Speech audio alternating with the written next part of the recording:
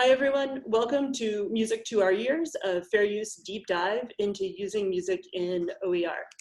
My name is Meredith Jacob. I'm the public lead for Creative Commons US and a lawyer who works on copyright, fair use, and Creative Commons licenses at American University Washington College of Law.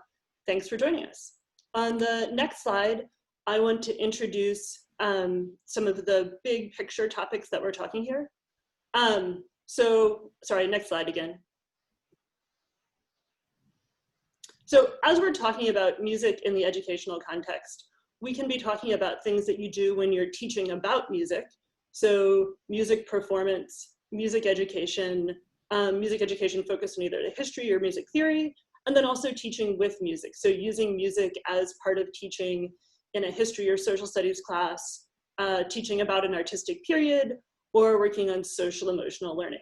And so for the purposes of this webinar, we're going to talk about using all those things in a teaching context. So using them to create educational resources and using them for a teaching purpose. We also know that there are going to be situations in which you use music in a sort of broader educational community, and that's also an important thing to address. And so we're not focusing primarily on those in this webinar, but we wanted to have Christina sort of tee up that those are like a real concern and a part of what we're talking about as well. We're focusing on teaching resources, but we're aware that these questions exist.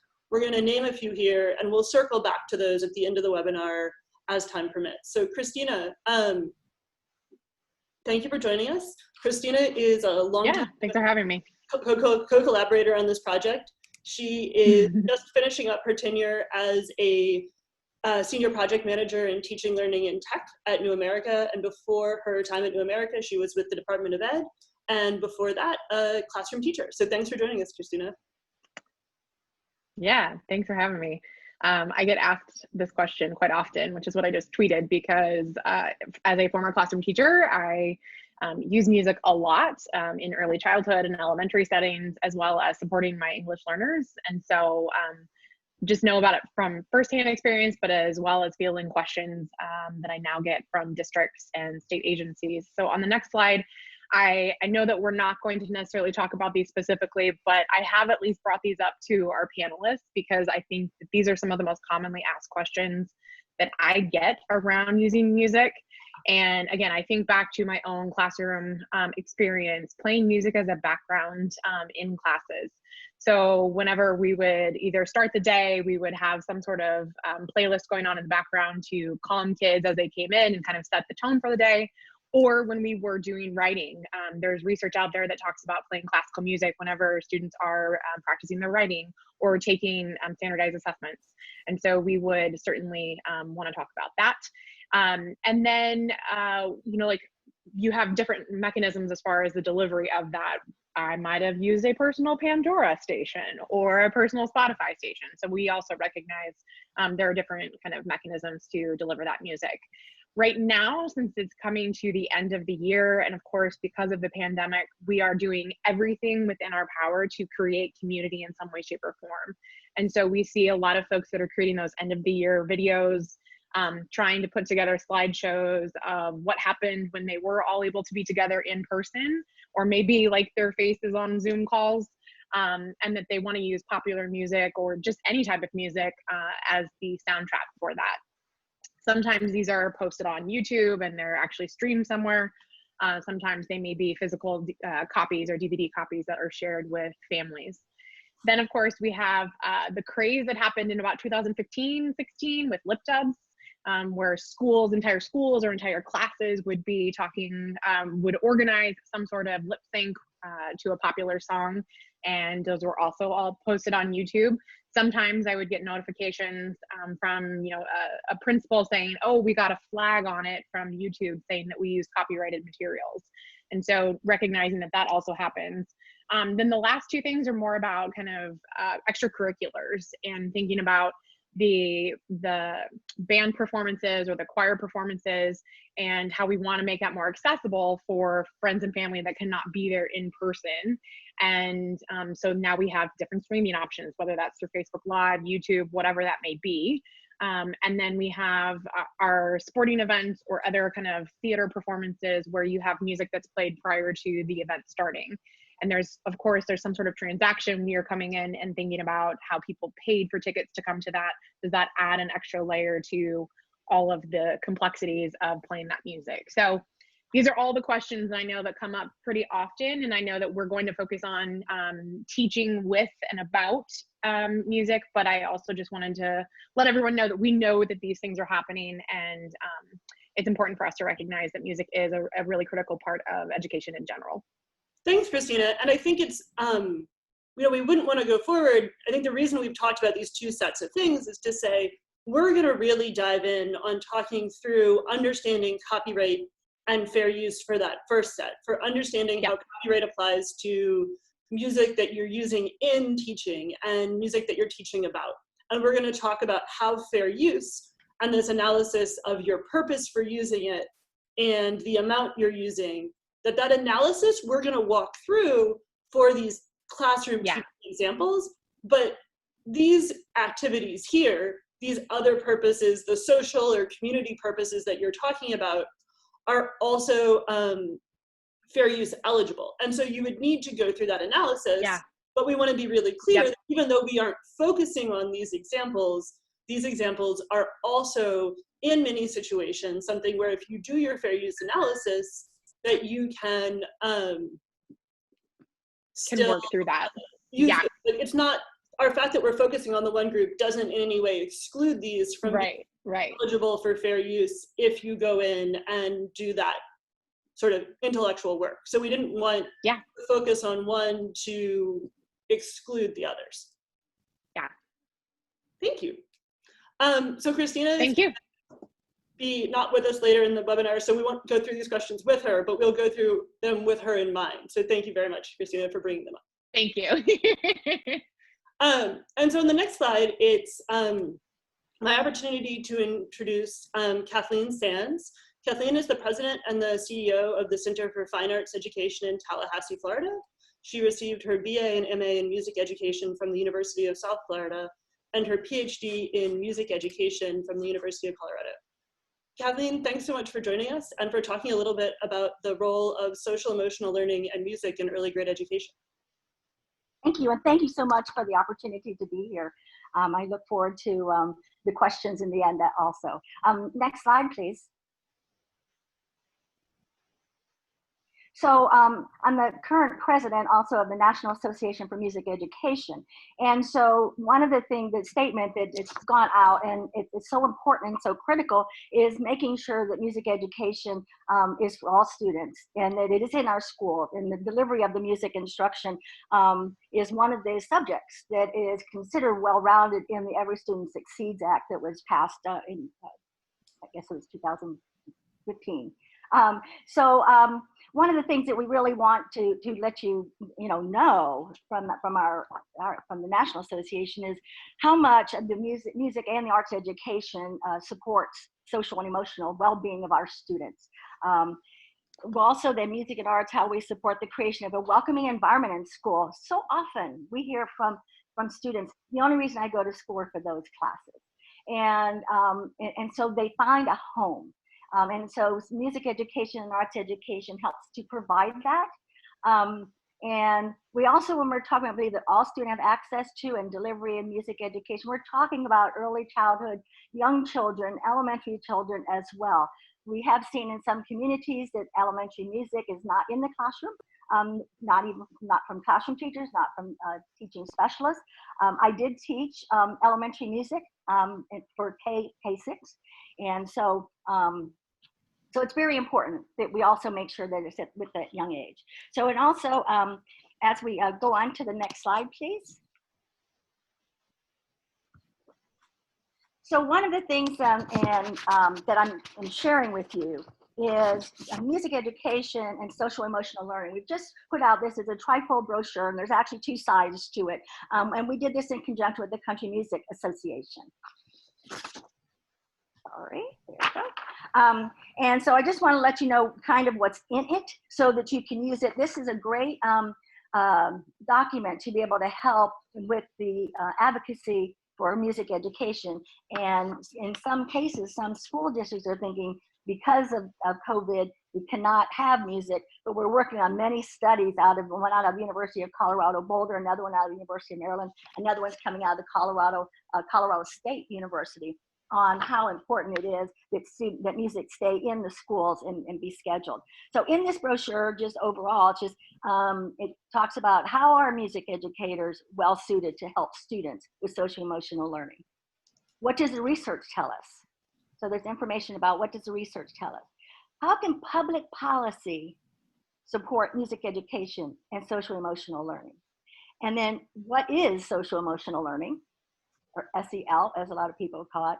And then there's also a bibliography. We mean in the National Association for Music Education, there's going to be another webinar on social and emotional learning that's coming up. So you might want to go on the National Association's website and sign up to be able to see that website. But this brochure can just be downloaded from the website and used for support of that. Next slide, please. Next slide. Back one slide. There we go. Thank you. So how are music educators well suited to help students develop socially and emotionally? Oftentimes, music educators work with their students multiple years. They get to know their students. They interact with their students. I would have, when I started my students in kindergarten, I would have them then as sixth graders and watch them grow. But I developed relationships with them in being able to know them and know their families because of having that extended time over years with the same student. The most conducive environment for SEL is one that includes positive development of relationships. There's so much relationship building that takes place in music classrooms. Not that they don't in other classrooms, because they do, but in music classrooms, they work very well together. And when you see in secondary in particular, they're together constantly. And so that they're developing relationships, and that really helps our students with social and emotional learning. Musical experience can help us connect with deep emotions. I don't, oftentimes, well, all the time, I use music to change my mood. If I've been teaching all day and I'm really hyped up, I might put on something like Samuel Barber's Adagio for strings just to kind of cool things down. If I've had a bad day, I might go out on the back porch and sing a song like from Janis Joplin or something, and my husband knows exactly how my day went. And so using music really helps us with our emotions and our students' emotions. Music programs also involves school staff, families, and local communities. We work in a large family gathering. So when we talk about music for all students, we're talking early childhood music education as well. So next slide, please.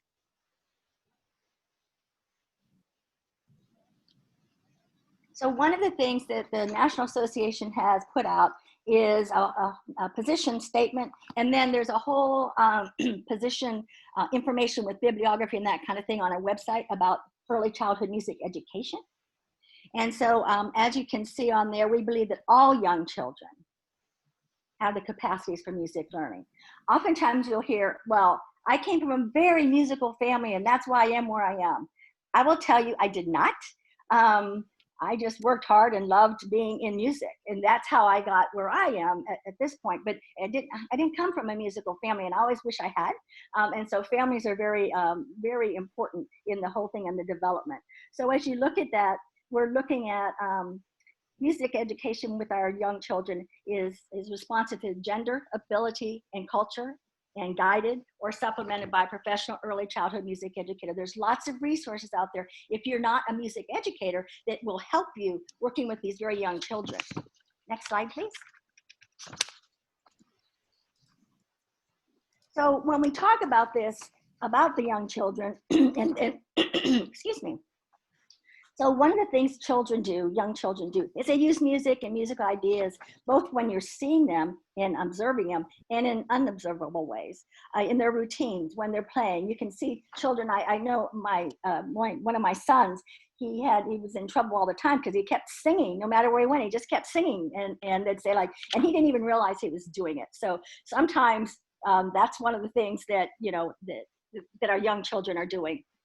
So with young children, the aesthetic aspect, learning about things, making you feel, the expressive, how to express yourself, emotional, how you feel, how does music make you feel, and listening, intellectual. Oftentimes there are connections that many of you have read some of the brain research and all of that over the years, but the intellectual aspect. And the social, we just talked about the social and how important that was. And then the physical aspect. You're speaking and everything. It's a muscle, and so it's a physical kind of thing and a physical experience. It's spiritual, and then of course in creativity and developing creativity with our students. And so the importance again of music education overall in helping with social emotional learning and really helping the young children being involved as early as possible by everyone in their community is very important. Thank you.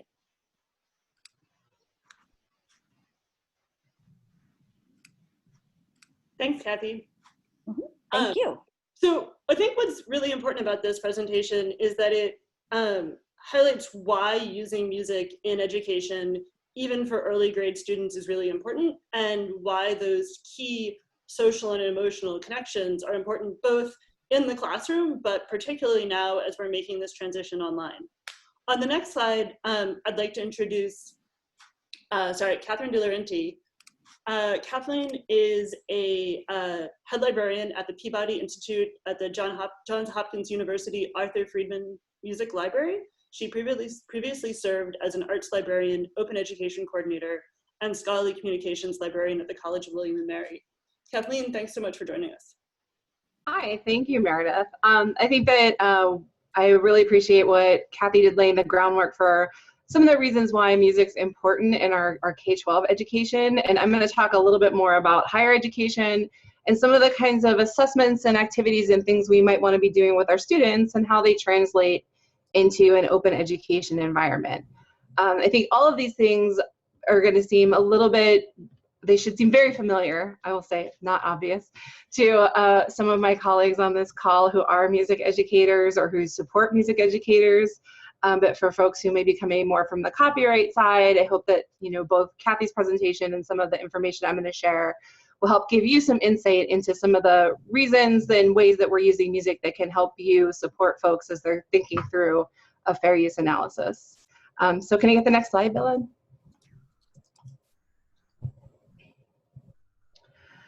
So when we're talking about music in whether it's in a conservatory or a liberal arts context, one of the most critical things that we're thinking about is helping our students gain a theoretical understanding of the music that they're studying.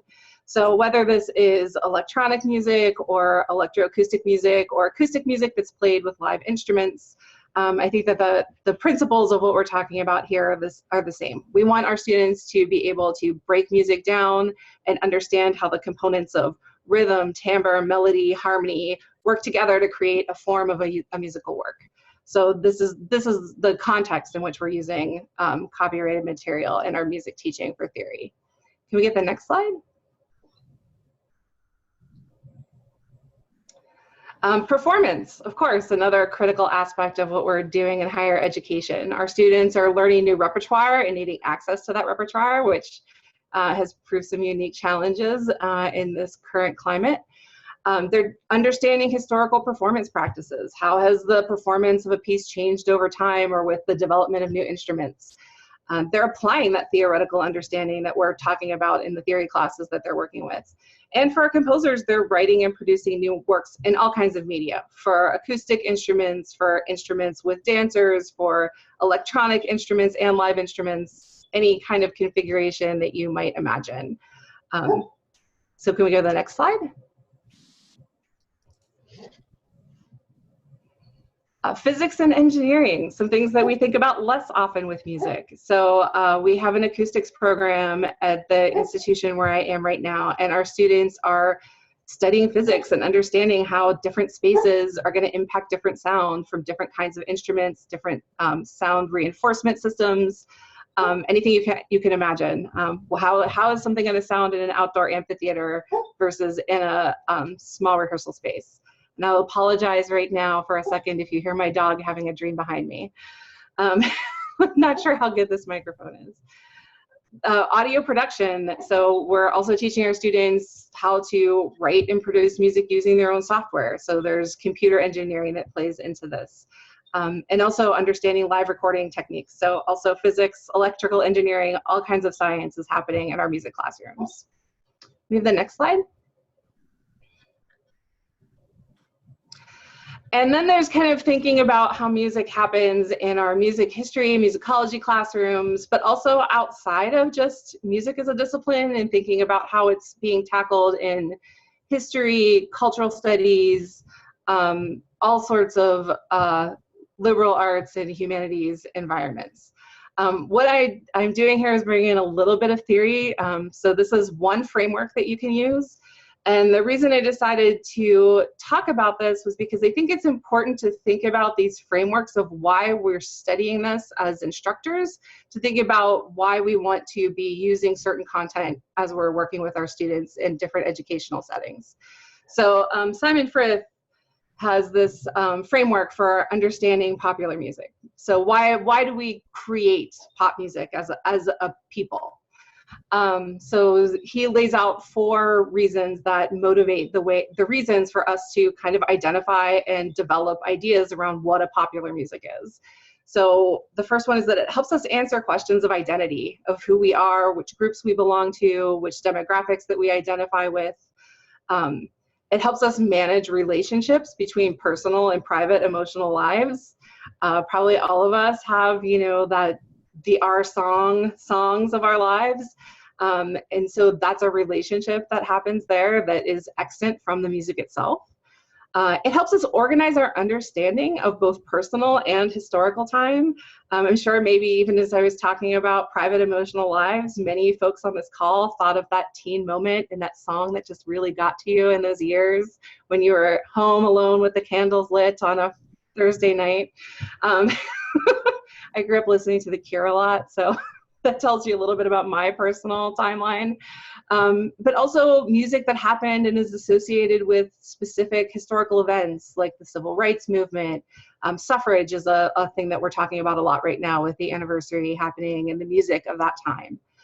And then another part of this framework, which is another reason why I think it's interesting in the context of our conversation today, is the way that people perceive their ability to possess music, and not just in a way that's through like owning a CD or owning an album, but through this idea of, Bruce Springsteen or Nina Simone or some artist really speaks to me in a way that's really personal, and that music is important to me, and I feel like I need to have some control over how that music is portrayed or shared or interacted with or talked about by other people who might want to criticize it that I'm not excited about. And I think that those ideas in our culture can kind of play into how we think through copyright issues in some really interesting ways. So this is not the only framework you can use in the humanities to think about music, but I think it's an interesting one in the context of our conversation today.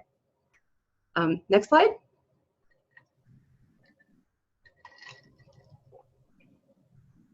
So the other thing I want to talk about is music and student work. So we're not just bringing content to our students, we're also assessing their learning and having them practice what they're learning in the classroom and thinking about how they're going to take it back out into the world, which sometimes can be a lot more direct in a music classroom than in other kinds of situations. Can we get the next slide?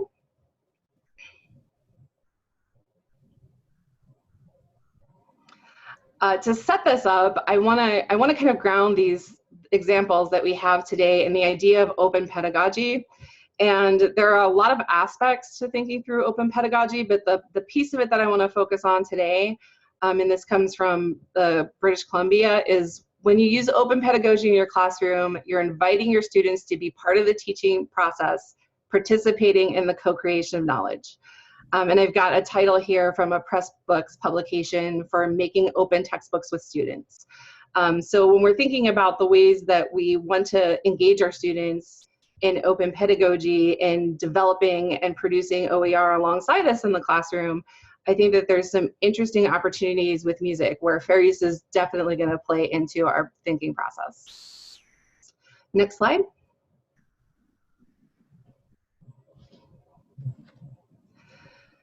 So There's certainly some really basic ways that this is going to happen, you know, developing anthologies of student writing based around topic, genre, other characteristics where you may want your students to introduce examples. This kind of goes into mirroring some of the material that they may be consuming as part of their learning process too. Another approach is creating instructional texts that explain a performance practice or a technique. And I will just clarify that when I talk about text as someone coming from a music background, I'm thinking of that very broadly, not necessarily in just something that's a written word. And then also thinking about producing socio-historical projects that interpret music as a social or cultural activity. Next slide.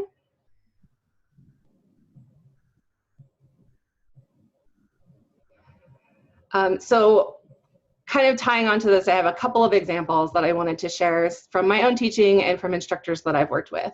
So there's a video here that I would invite everyone to come back and watch outside of our presentation today. But this is a final project that my graduate students in our music research class did, where they were invited to explore a work of music and examine performance history development. And what they did was they created a video presentation that includes slides, performances, and discussion around ideas of authenticity. And in the context here, they used public domain work from the Baroque era of music, but this could be something that could just as easily translate into a project around how My Favorite Things, which is a pretty saccharine musical theater song, my assessment, and has been translated into a jazz standard, you know, across 50 years of different kinds of performance practice. Next slide.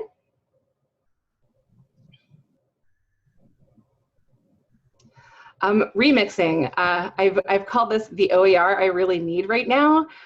We've been holding a hackathon traditionally at Peabody annually for the last 2 years, and this year we're kind of rethinking what that looks like in a remote world. And we want to invite our students to remix Beethoven for his 250th anniversary with anything they might enjoy or like. But we're thinking about how do we invite students to participate in this who may not have, you know, sat down and played around with Ableton or GarageBand for hours and hours. So if anyone's interested this summer, I'd love to have an OER that helps students understand how to think about remixing, how to match timbres and rhythms and beats, how to develop your own beats, how to break down a piece of music and separate the different digital pieces when you're talking about a recording. And I have in some bullet points here some of the things that it can help students learn as they're thinking about how to create instructional materials to teach other students how to use software to remix music. The next slide.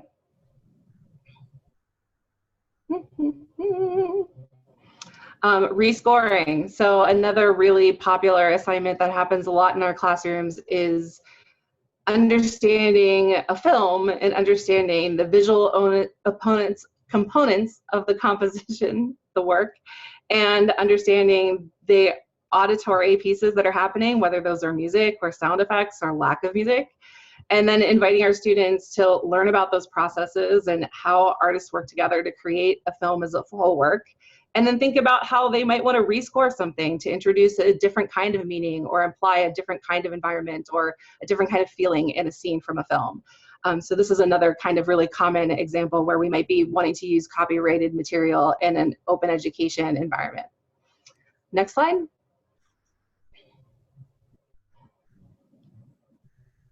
And then the last thing I'm going to talk about is the idea of arranging. So arranging can be something we think about either spontaneously in a live performance.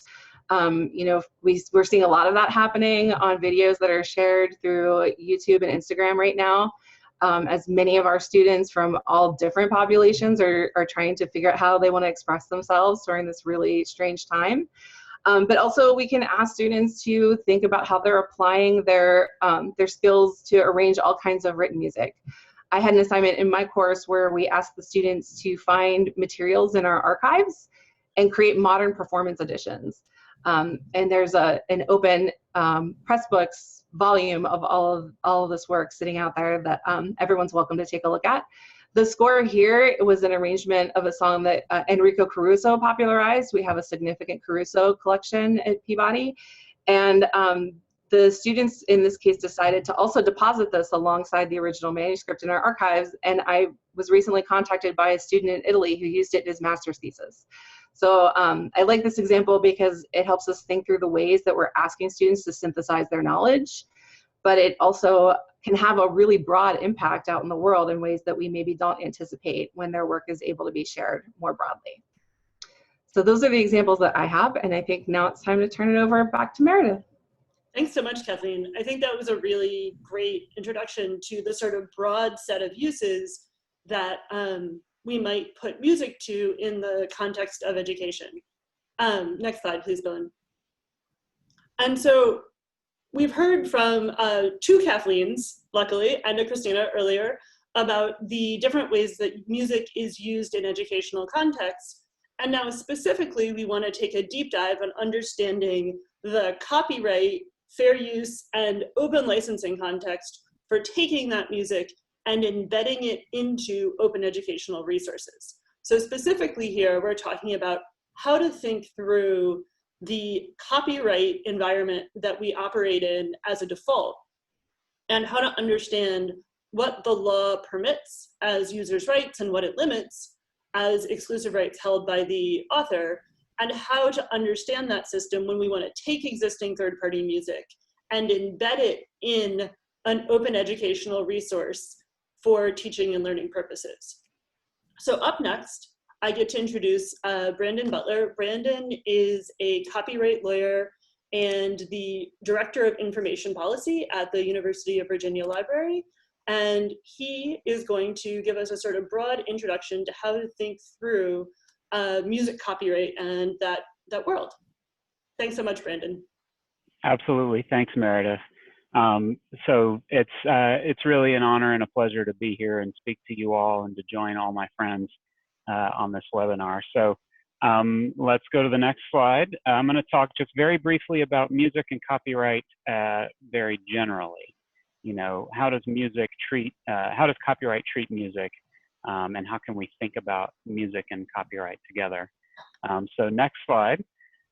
The number one thing that people think about, you know, when they think about music and copyright is that music copyright is scary.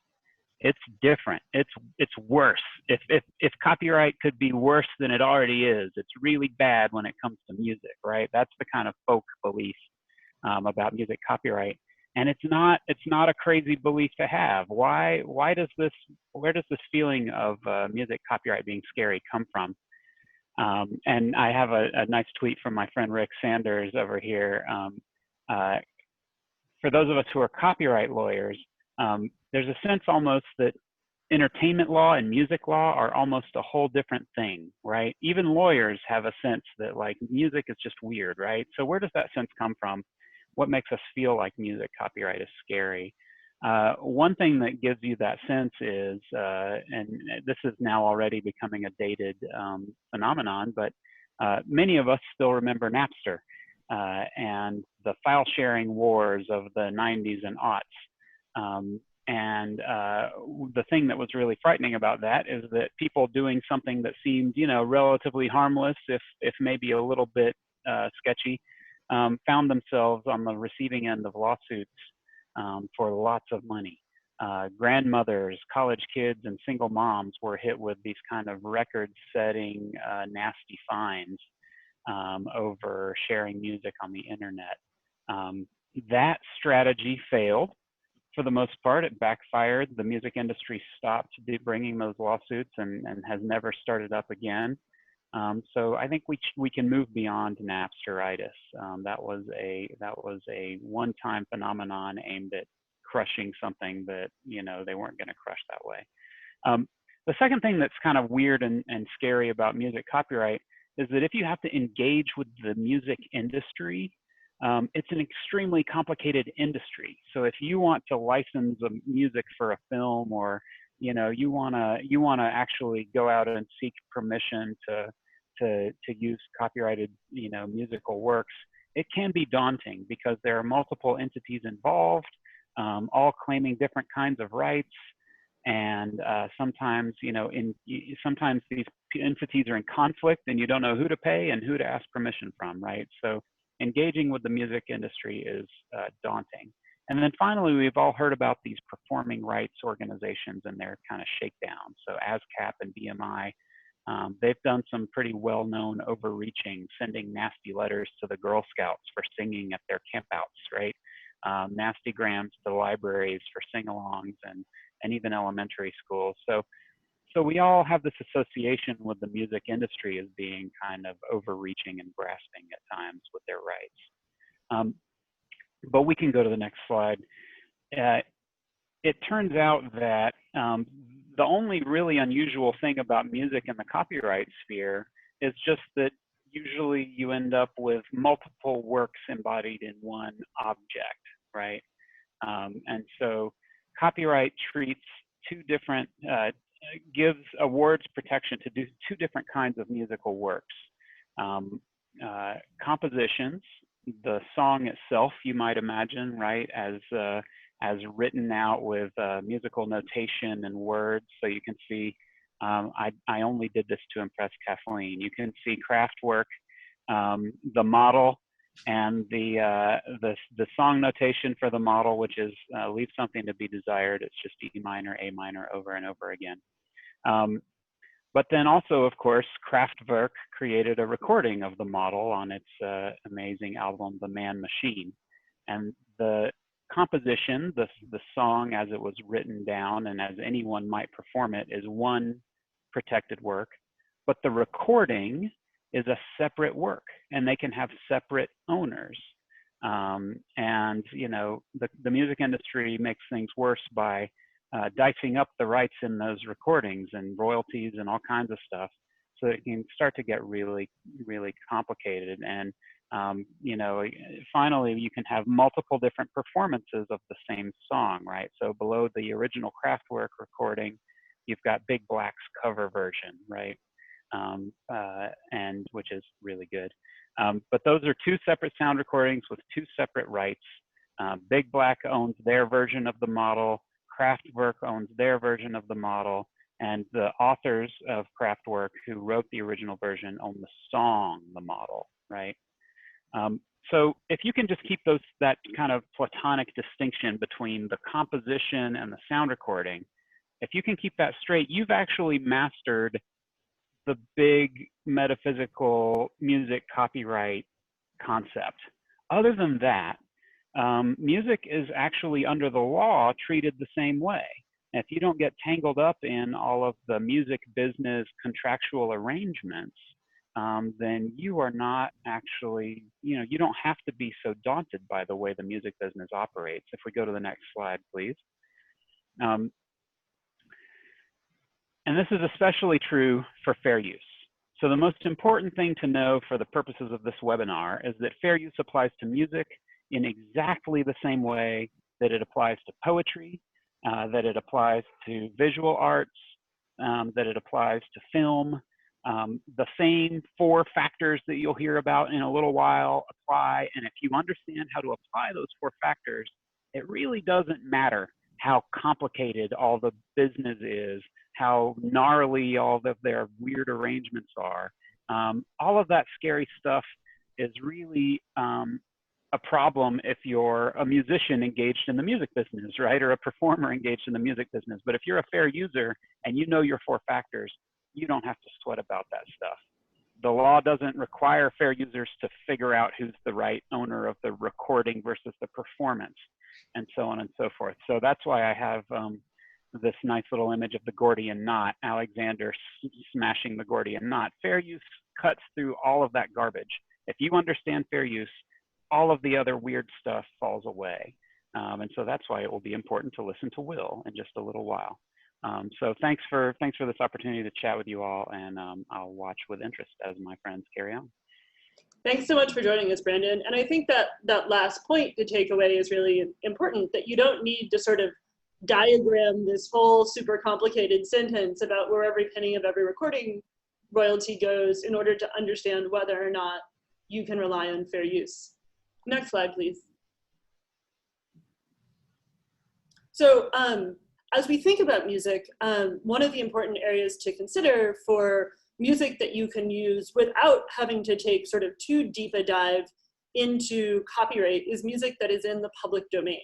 And so to talk a little bit about music in the public domain and understanding how you can use it for music performance today is Bob Schwartz. Bob is a partner at Constantine Cannon, where he focuses on copyright and technology, but perhaps more importantly for this project, he leads the Bob Schwartz Quartet and is also the head of the Public Domain Songbook Project. Bob, thanks for joining us.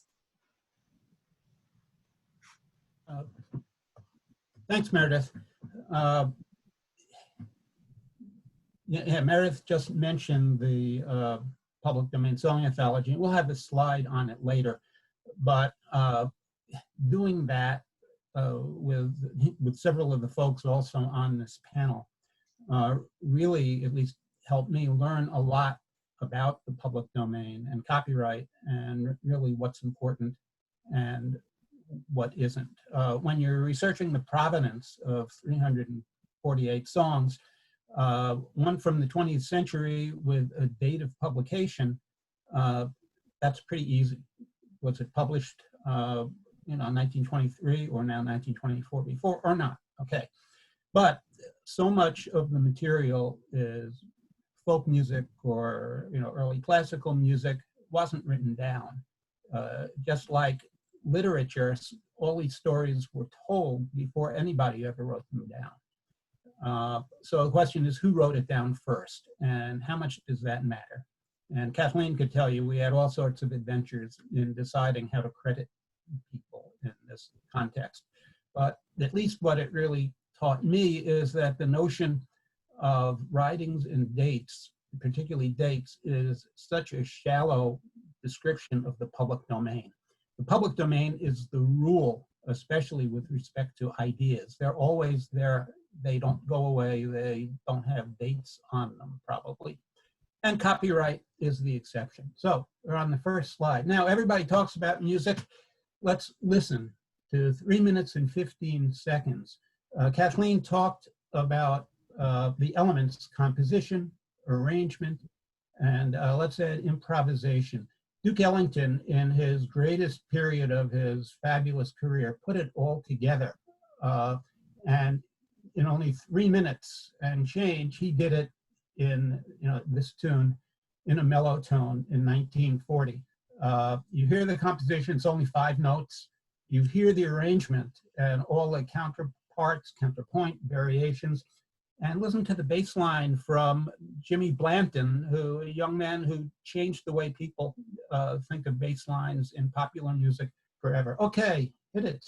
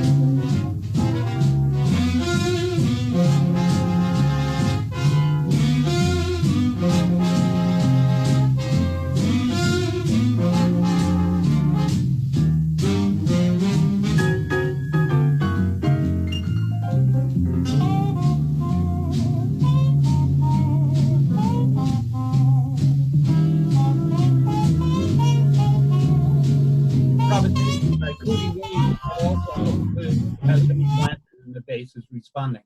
No, I'm sorry. Keep going.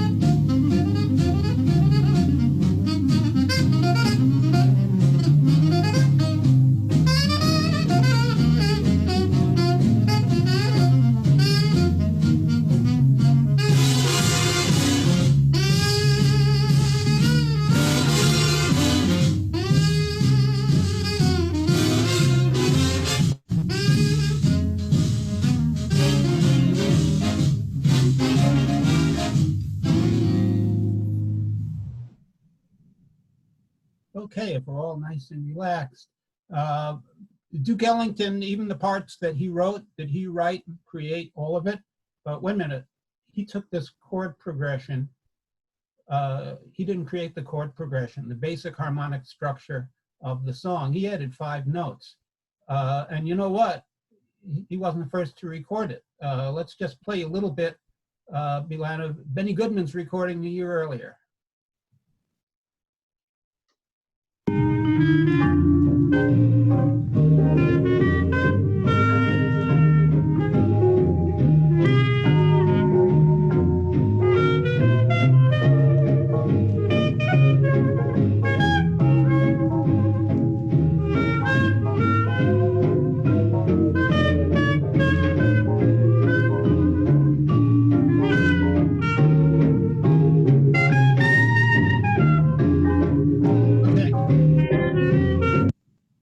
So, yeah, that song is Rose Room.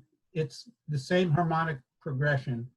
In fact, Duke Ellington based, the whole progression of in a mellow tone with its motif of 5 notes on Rose Room, which started with a motif of 2 notes. But you know what? He did that before Benny Goodman did. So let's hit the next one, which we had to rescue because my upload to SoundCloud, even for private use, was taken down. Hit it.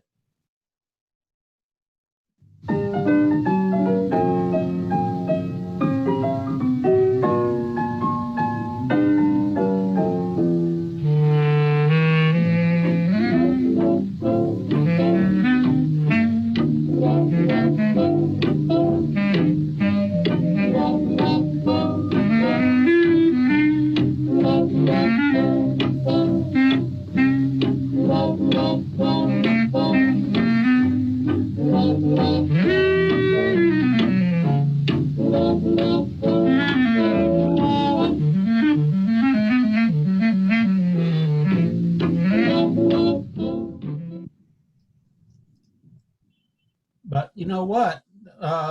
Yeah, Duke recorded it in 1932, but Art Hickman recorded it in 1919, and he wrote the tune in 1917, so it is safely in the public domain.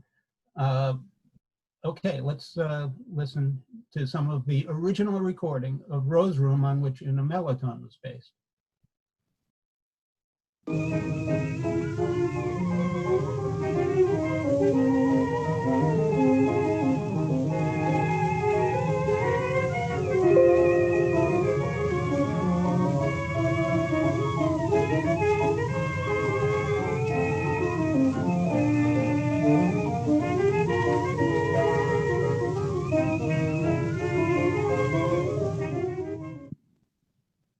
It's lovely, but I would say that all who heard, Rose Room and Art Hickman, the drummers, harmonic progression kind of advanced the art over the years as swing developed. Okay, next slide, please.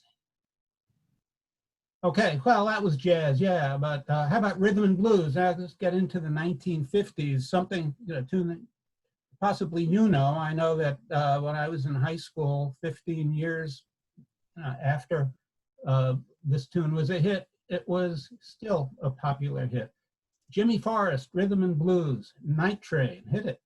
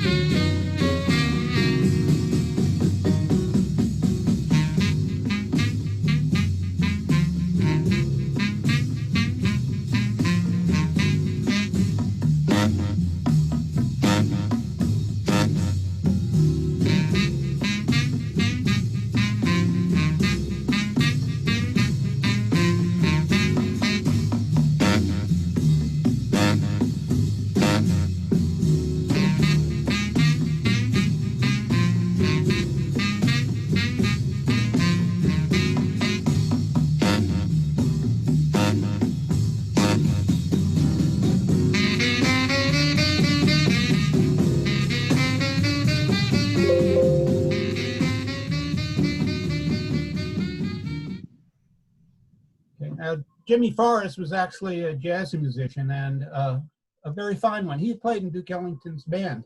So you know what? Let's see how much. There are two parts to two motifs of this blues. You know, you heard the first one, da da da do do do do do do do, and then the one that everybody knows, do do do do do do do do. Okay, let's go back to 1941 and hit That's the Blues, Old Man, just a segment from it.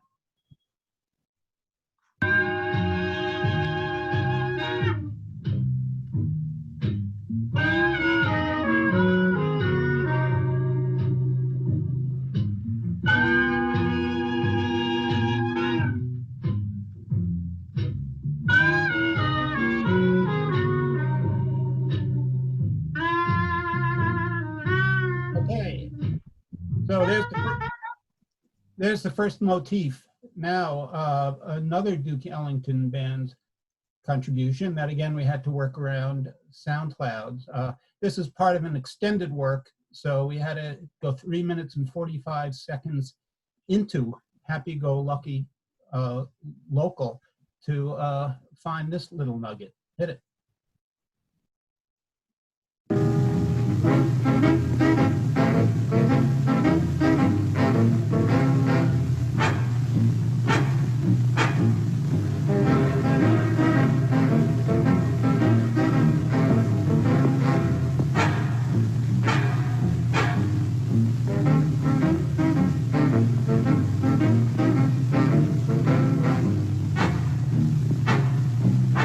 I'd love to play the rest. So, happily, so far at least in this litigious era, chord progressions are simply seldom, if ever, addressed in copyright litigation. Although with the other cases around, they might as well be.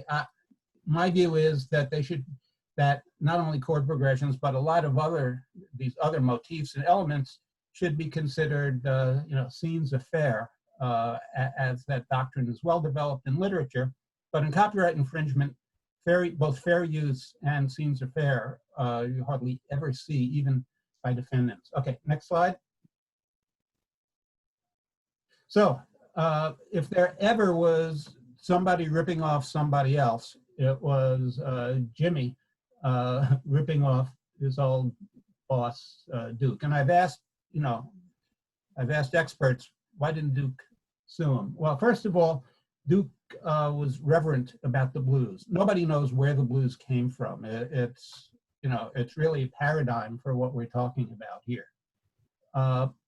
Second, in the swing era, ownership of songs was traded back and forth, won and lost at poker games, and unfortunately, some of the listed authors of some bebop tunes are actually drug dealers who acquired the ownership rights in exchange for what they were selling. And also, a lot of the Ellington work, like a lot of the best material, is really collaborative among several people involved in an organization, and it develops by evolution. And finally, Duke was smart. Everybody knew Night Train, so introducing elements of his Deep South Suite to new audiences, he could call attention to his more complex work that required a little bit more attention from the listeners. And I've indicated here where you can find on YouTube some of these particular performances. Since they are monetized, then there are fewer issues in actually accessing them. Okay, one more slide, please. So we mentioned the public domain song anthology.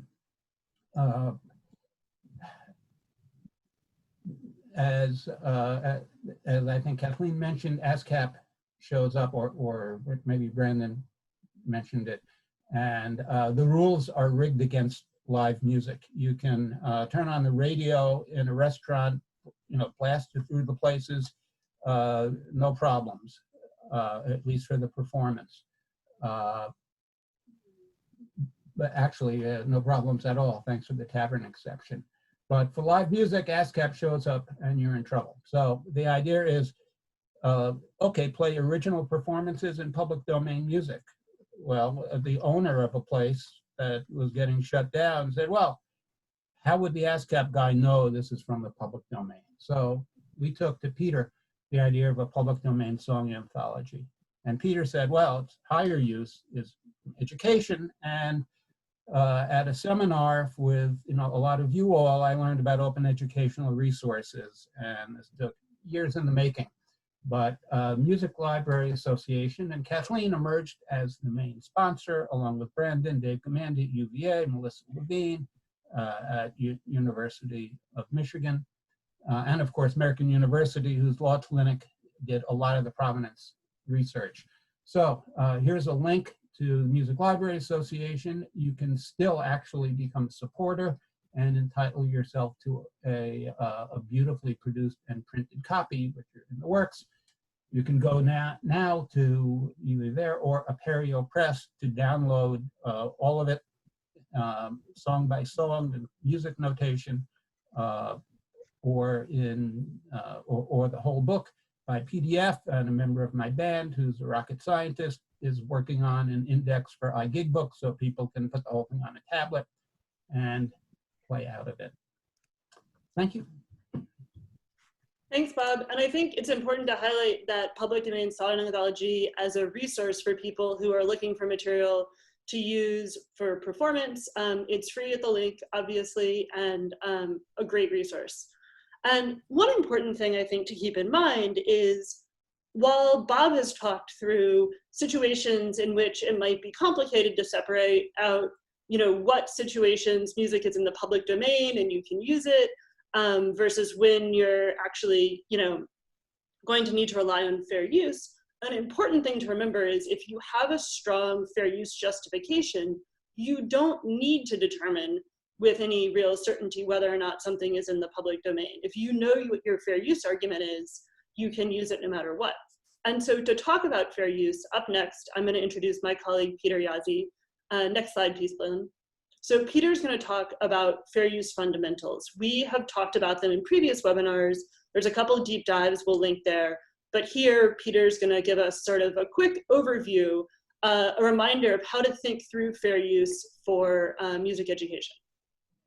Thank you, Meredith, and thank you, Bob, for setting this up so beautifully. As the flow chart here illustrates, sometimes you can use something because it's in public domain. Sometimes you can use something because what you're using isn't really owned by anyone. It's a theme or a scène faire, as Bob put it.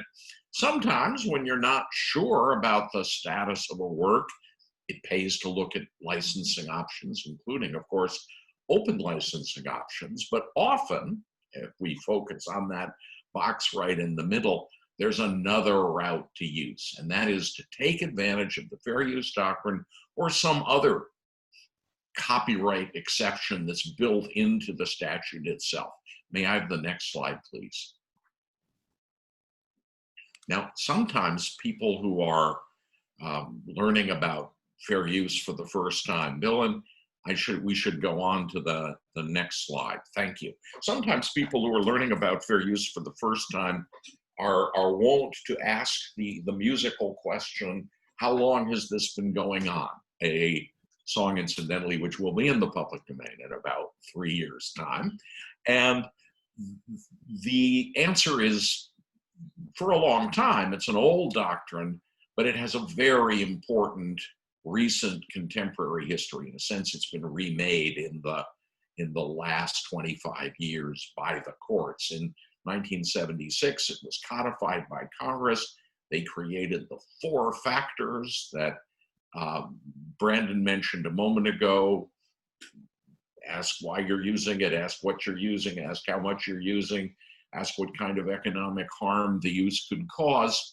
And that helped some.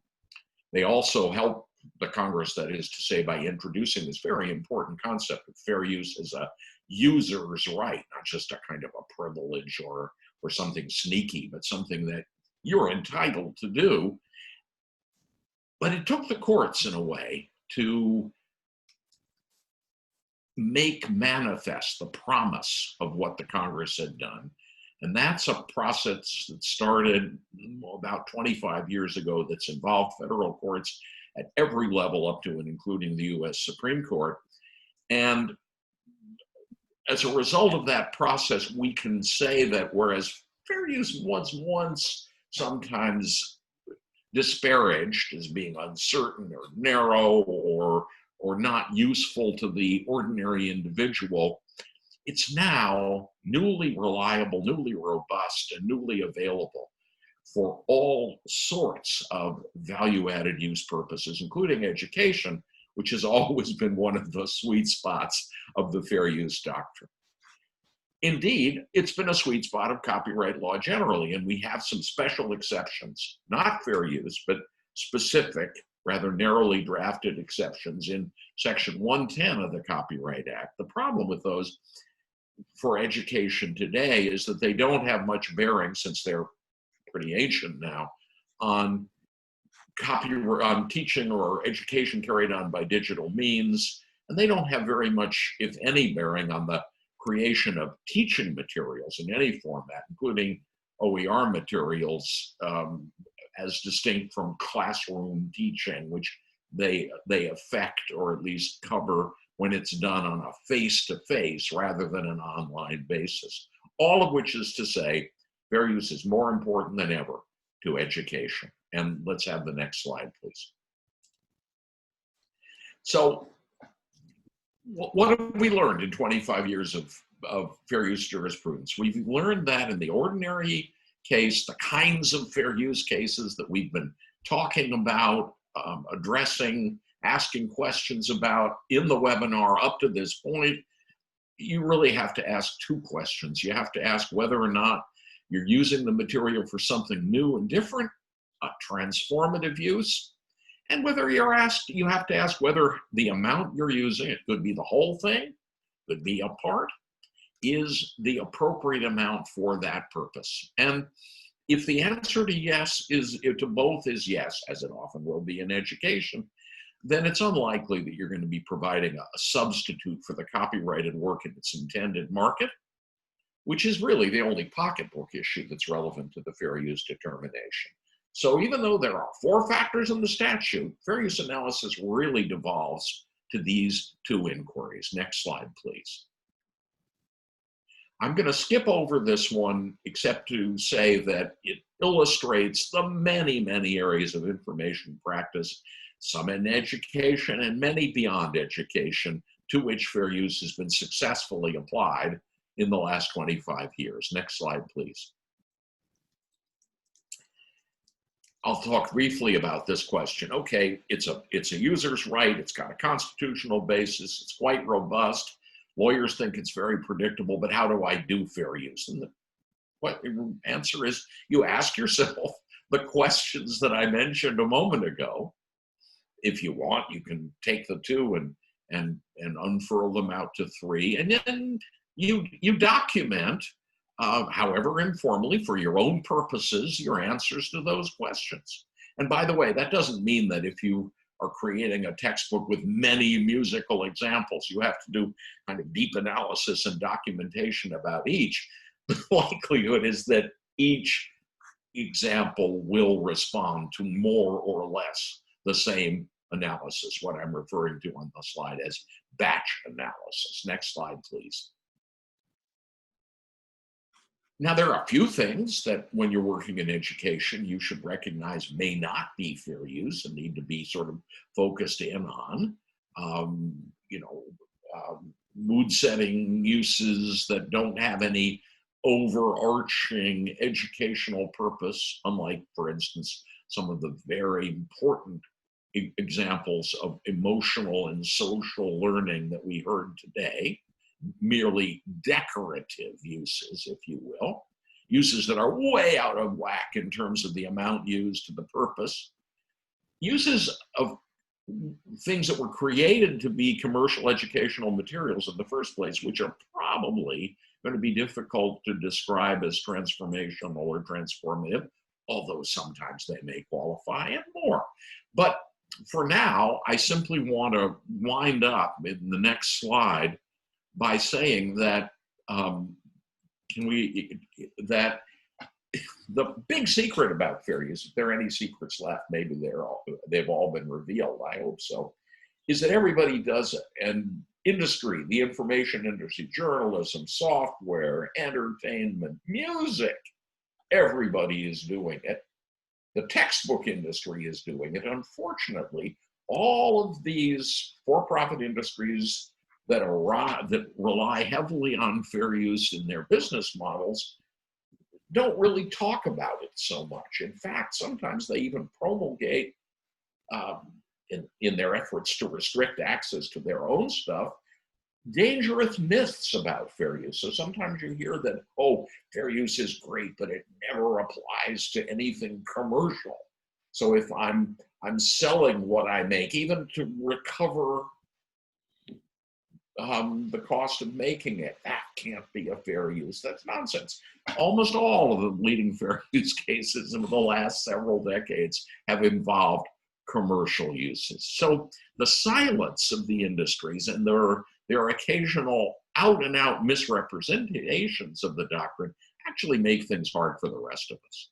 Fortunately, next slide, please, there is a way of pushing back. And so a bunch of us, some of the people involved in this project, some others, like my longtime collaborator, Pat Aufderheide as well, have been, since 2005, helping practice communities to take charge of their own understanding of fair use through these so-called fair use codes of best practices. Some examples are written here. There's a link that you can go to in the slides to learn more. These are guidance documents for practitioners that are designed to illustrate how to think about fair use questions, not what the outcome of that thinking should be. And broadly, they've been very, very useful. And we're now working on one for the OER community, about which, time permitting, we'll hear a bit more at the end. Thank you very much. Thank you so much, Peter. And so next slide, please, Belen. So Peter has given us, I think, a really broad foundation for thinking through how to look at your pedagogical purpose for using music and evaluate whether or not that use lines up with the fair use analysis. And so once you've done that, though, you need to then share that product out to the world. And as was alluded to earlier, a lot of the platforms where you would do that sharing include automatic content filtering. And that creates a sort of more complicated scenario. So to talk through that, I'm going to introduce my colleague, Professor Michael Carroll, Professor of Law at American University, Washington College of Law, and the Director of the Program on Information Justice and Intellectual Property. Mike, thanks so much for joining us. Great, thank you, and hello everyone. And hat tip to the music educators for really putting on the record all of the important work that you all are doing in using music. As a big fan of music myself and someone who uses it in my own teaching with professional students, I'm there, I'm with you. Unfortunately, I pulled the short straw, and I've got to deliver some of the less fun news about what we have to talk about today. Could I have the next slide, please? So the key point here, and I'll be quick, is just that there's a difference between the way copyright is getting enforced in the online environment and what your rights as a user are. So if you're comfortable that the use you are making is for an educational purpose that fits within the fair use framework that Peter just described, you should be confident in your legal position and still recognize that we live in an environment where sort of enforcing your rights may be more difficult than you wish. And that's because if we are relying on social media platforms like YouTube, they've kind of operate within their own little copyright bubble of rules. Congress basically said that as long as they quickly respond to a notice of copyright infringement and remove access to content, then they keep their own legal liability for what their users are posting at a minimum. In addition, on top of that, YouTube in particular has created this content ID algorithm in which a copyright owner can upload a music file, and you can do it either for the purpose of detecting the musical work, that is the patterns of notes and rhythms in any file, or the sound recording, the very specific recorded sound. And if the algorithm detects that whenever someone is uploading a file, then the copyright owner can say either I'm giving a license and I want a big share of the ad revenue, or I want you to block that. So there's automated enforcement at the upload stage. And then once it's uploaded, there's also automated bots that are on the lookout for these patterns all across the web.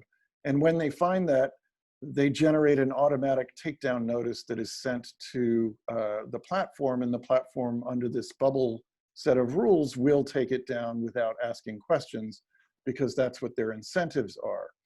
Now, there is a court case in which a mom recorded her 3-year-old dancing in the kitchen to Prince's Let's Go Crazy, and you can barely hear the music in the background.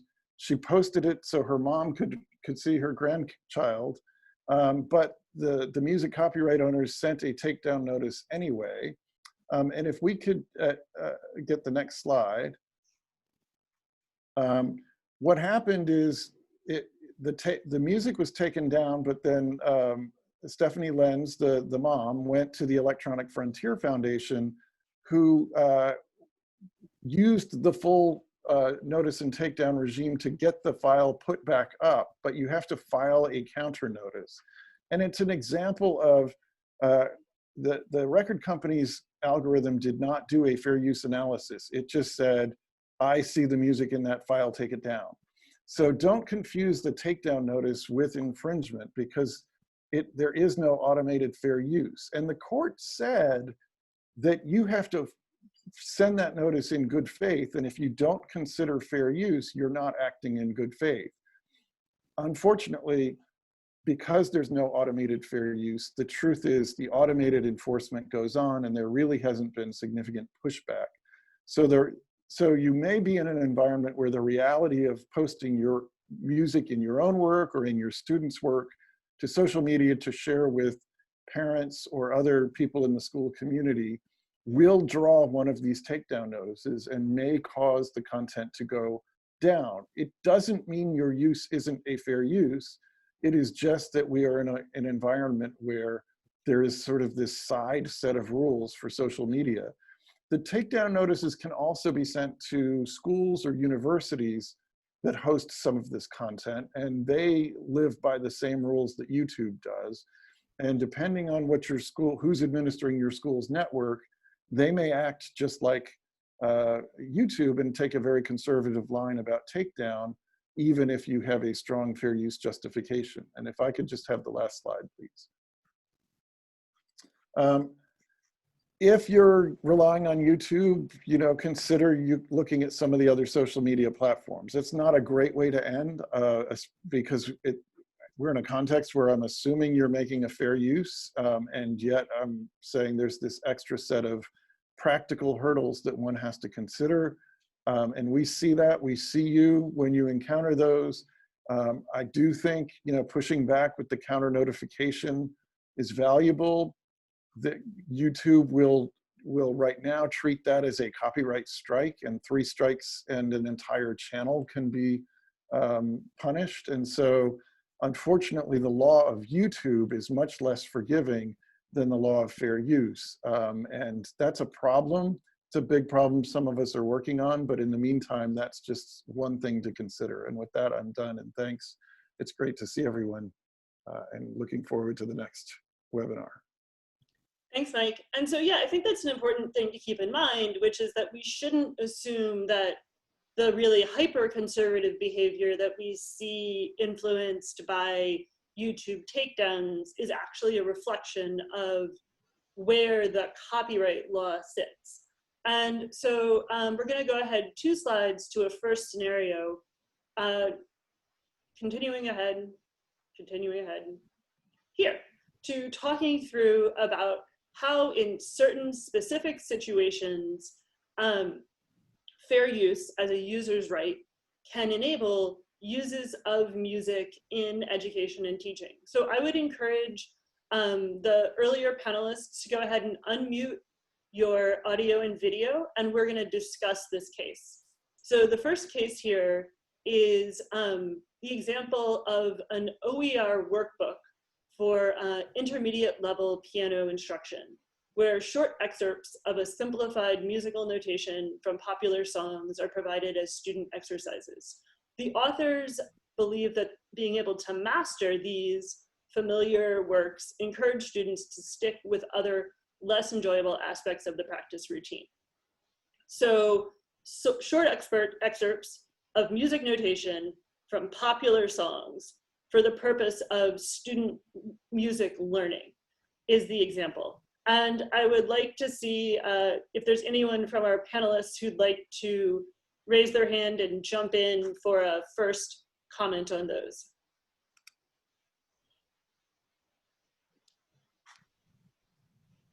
Peter? All I would say is that unless you do it privately, you can't learn.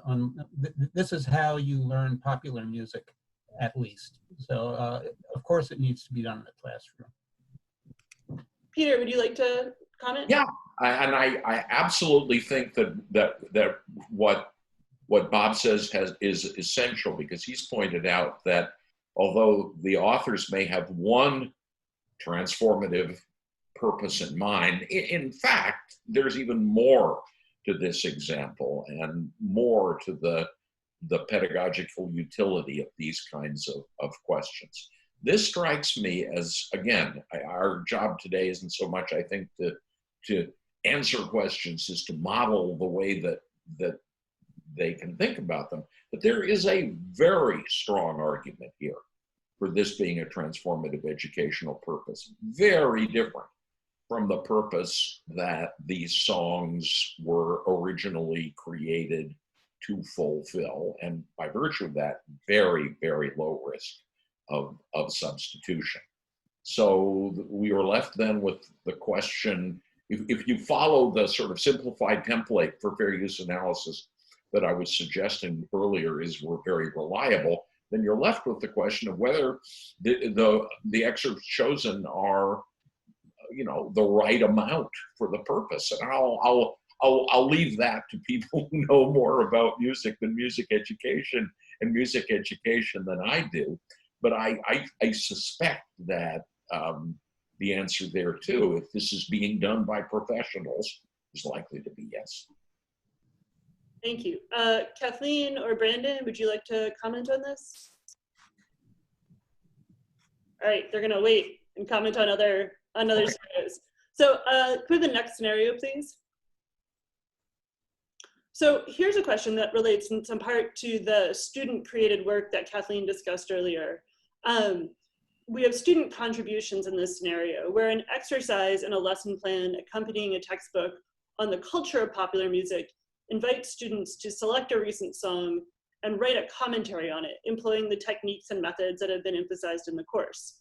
They're instructed to illustrate their conclusions with embedded quotations from relevant sheet music, lyrics, or sound recordings to, sort of provide the parallel illustration for their commentary and analysis, and to post those analysis on their courseware site.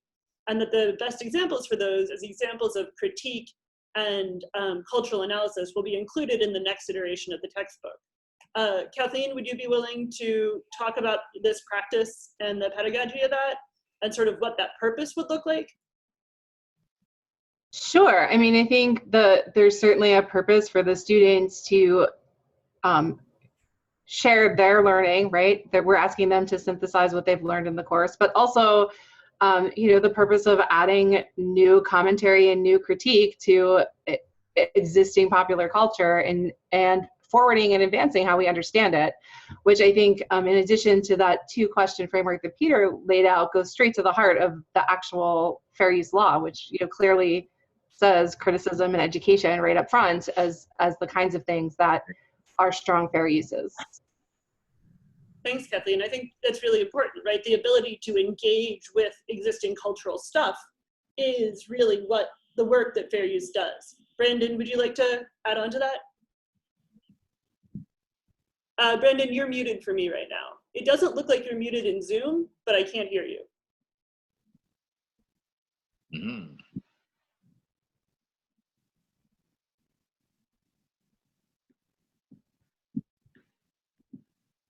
Brandon is telling us the answer to all of this silently. So Brandon is gonna type his comment on that in the chat to all panelists and all participants, not just the panelists, and you can see his insightful stuff there. Hey, Michael, Meredith, can I jump in? Because I'm getting a lot of questions about whether the posting to the university or a school-based password protected platform changes the fair use analysis. It's not carte blanche, but it does affect the analysis, because Peter had said if you reduce it to those two questions of, you know, what's your purpose, and what's your purpose, what's the appropriate amount, and what's the likely effect. If you're worried about posting up an entire pop song on a social media platform where people could easily extract that song and therefore not have to pay for it, then that makes the fair use argument more difficult than if it's behind a firewall and is within the educational setting, the digital educational setting. It definitely strengthens the argument, but you can't treat that as an on-off switch, that if I'm behind the firewall, everything's fair, and everything outside the firewall is not. I would agree with that, and I would just say that in this specific case, because of the facts that we're looking at in the scenario, that even though the firewall can strengthen a fair use analysis, I don't know that it's an aspect that necessarily makes this a stronger fair use analysis in this specific instance. Yeah. Especially with the piece where it says that we're going to include them in the next textbook. I will say, I mean, I've been working with a faculty member who's dealing with a publisher who doesn't want to consider publishing snippets of facsimiles a fair use in her published scholarly work right now. So you can run into those same sorts of issues with publishers that we're talking about in that YouTube scenario too, where you know, an organization that you're working with isn't necessarily on the same page with fair use and how that analysis works as you are as an individual or your institution might be. In fact, you can run into those same issues with OER publishers as well as with commercial publishers. And one of the reasons that we're working on this project is that we can't have very much influence on the world of commercial publishing. We hope that the work of this project may have some effect on how OER publishers think about those questions. And so, and now the answer to all your questions. No, the only other thing I was going to say is this is a perfect example of music is not different when it comes to fair use. You would not think twice. You wouldn't even blink before quoting from text in the context, in a context like this. A block quote from a novel, a quotation of a film still, or even a movie clip. You wouldn't hesitate to do that kind of thing these days. And so music is no different. This is the heart and soul of fair use. And I have a use case here. I have a young faculty member who did something very similar to this. His PhD dissertation was shot through with these clips. And when it was first submitted 5-10 years ago, all the clips had to be scrubbed out. And he came to me, and with my help, we put them all back in. And so if you go find his dissertation now, you'll find the clips too, right where they belong. Yeah, that's so important, Brandon. We aren't afraid of quotation as a part of normal scholarly work in almost any other field, and yet somehow in this field, the incorrect aggressiveness of content ID and online moderation has, I think, convinced people that somehow this is a different field. And so it's really important, I think, for those of us who work in institutional contexts to push for respect for that scholarly freedom, for keeping those dissertations intact, for working with our publishers to include quotations, as Kathleen mentioned, and to not sort of follow this incorrect example and censor out normal scholarly work because it happens to include music. We got another great question about this student contribution example, about student authorship. And the question is, you know, if students have written this work and it's going to be included in the next iteration of the textbook, are they the author for that? And the answer is yes. If the students wrote the work, they are the author. And so you would need to go back to students and get if they had written substantial work, get permission to include that work in the textbook, and you could list them as additional authors. You could say, you know, this textbook largely is by Kathleen De Laurenti, these segments are by these student authors. And so you would need the student's agreement to put it out under the open license, and you would need to acknowledge their work as you would any other author. Does anyone on the call have experience working with student projects? Kathleen, it looks like you might. Yes. So for the open anthology that I shared today as a class, we did this as a class project. We had a two-step process with this. So the students, we talked about Creative Commons, we looked at the licenses, and as a class we decided what license we wanted to license the overall anthology with. Some of the composers in the class included their own compositions in there, and they chose potentially different licenses for those discrete parts of the anthology. And students also had a decision about whether or not they wanted to be named as authors in the publication. So they could ask to see their names there and be credited, or they could decide that they didn't want that credit because it was a class assignment and they didn't want that to go out into the world and be affiliated with their professional work. So we went through that process together. Great, thank you. We're going to take a look briefly at the next scenario, please.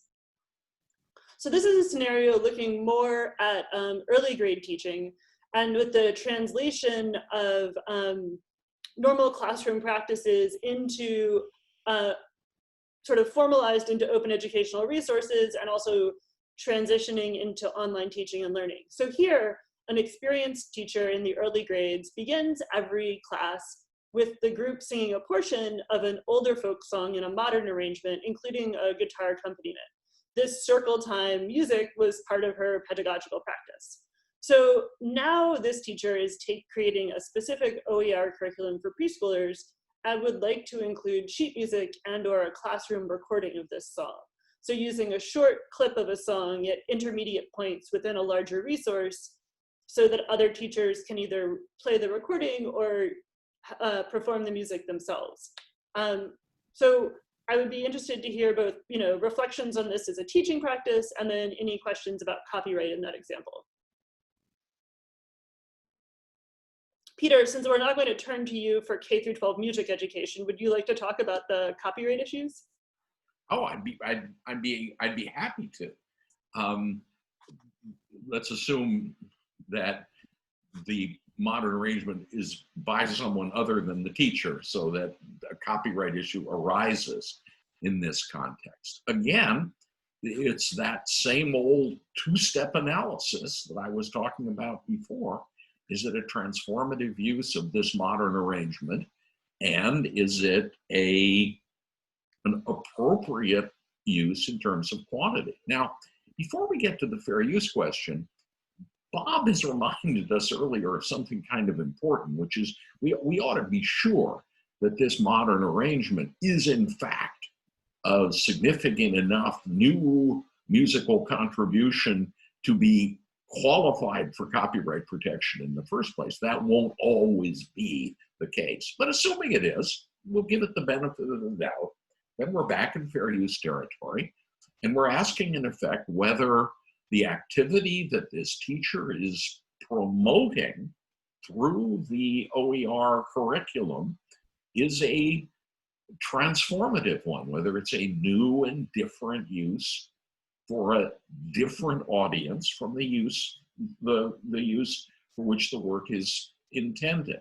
That's an arguable question. I'd love to know more about what music educators would say in response to it. As an outsider, I wouldn't find it hard to answer that question in the affirmative. And then the question becomes, is the amount involved enough to run some kind of or create some kind of substitution effect in the marketplace?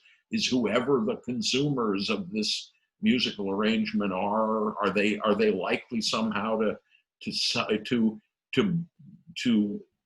decide that because it's in this OER curriculum, they're not going to buy it or stream it or whatever they do to consume it?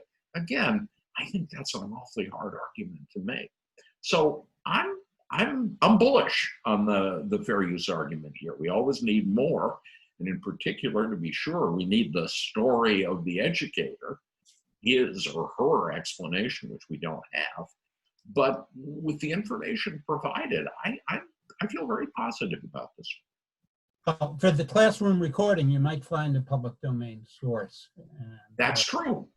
And that's a very good proposition. You can minimize the complexity of the analysis by remembering that there is a great big world of public domain or openly licensed material. Yeah. Thank you. And so we have one more scenario here, and then we're going to go back and for a few minutes address some of the sort of outside of the classroom uses that Christina mentioned early in the presentation. So here, we're talking about using music as a cultural reference point.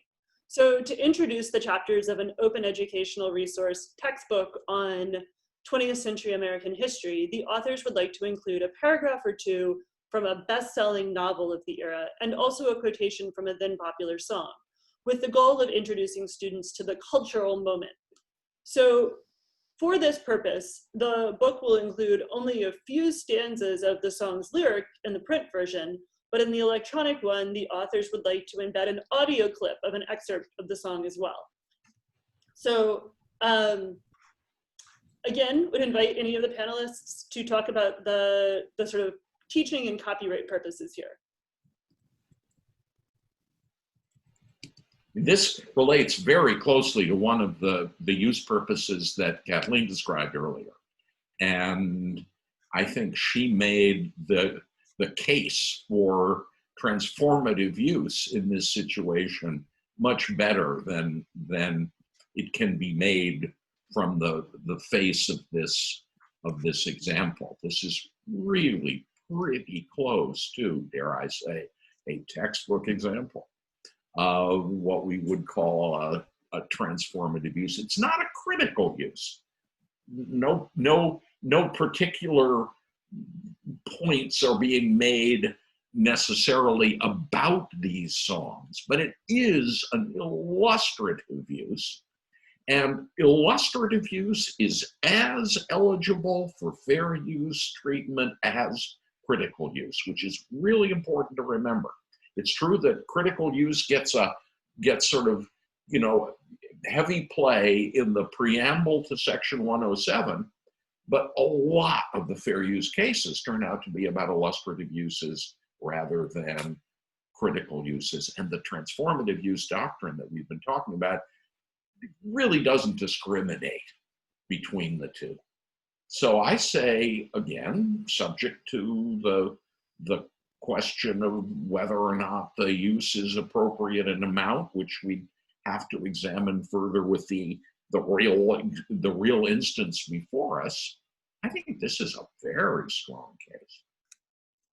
Thank you, Peter. And just to sort of expand, one of the questions we got in the chat is if, for example, a faculty member wanted to post 2 full songs for a comparison purpose, say they're short songs and you really need to see the progression through the whole work for a pure purpose of music theory or music history. In a lot of these scenarios, we've talked about excerpts or samples, but would fair use also permit using whole works in certain scenarios?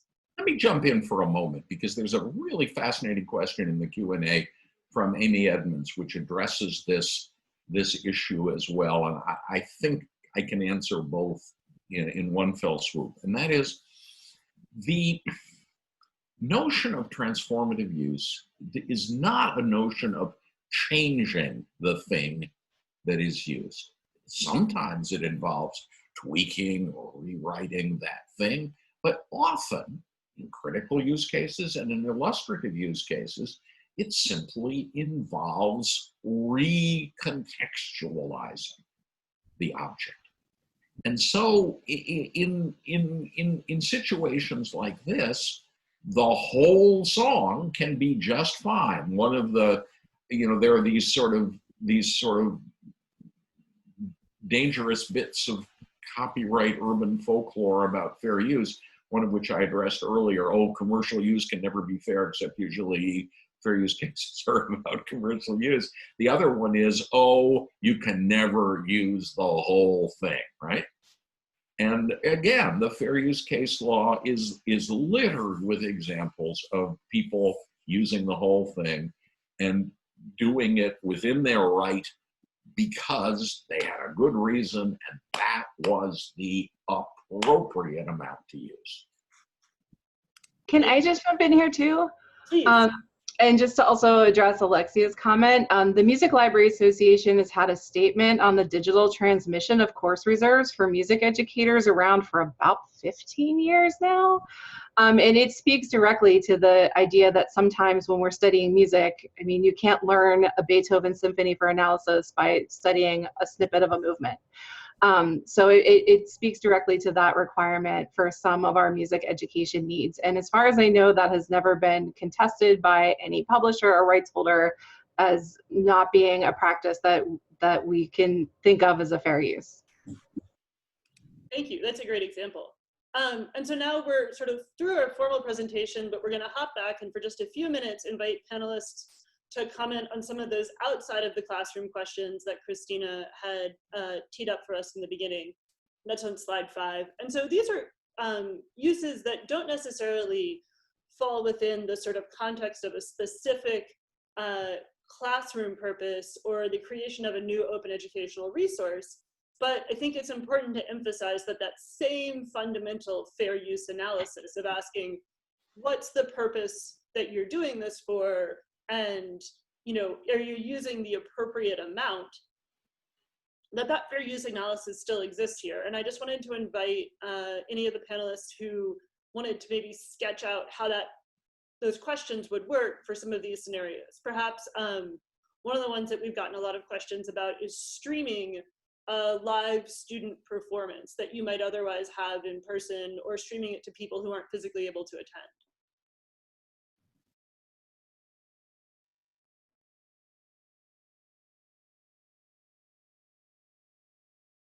Well, one issue that nobody's touched on is whether or not this is really public performance. I mean, if you're streaming it to the whole world, it is, but the definition of public performance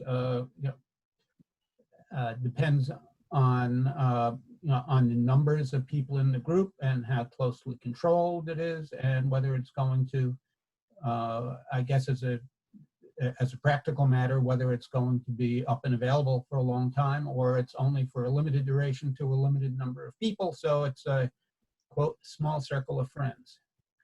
That's really interesting. And I would say, let's assume for a moment that the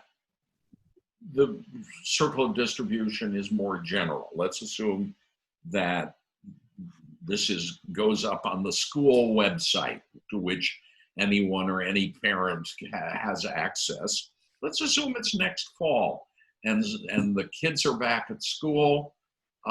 They're doing music activities again, including performances, but a lot of the grandparents who are old or immune compromised or have other, what my children insist on referring to as comorbidities, yes, I know, aren't able to attend. Well, seems to me you've got a pretty good reason for doing that in the general context, not just of the narrow educational mission of the school, but of the larger social mission of the school.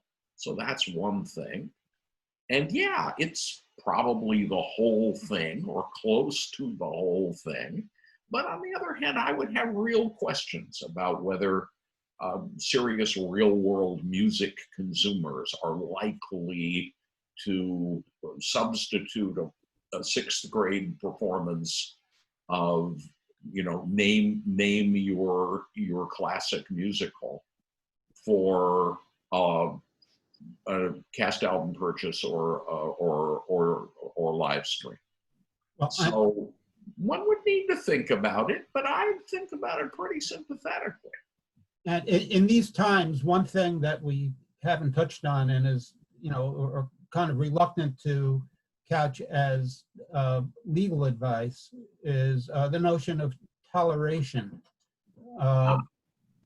In the oral argument in the Supreme Court in the Grokster case, Don Verrilli, really accomplished advocate, said, "Oh, of course, if you make a copy for your own use at home, that's not a copyright issue."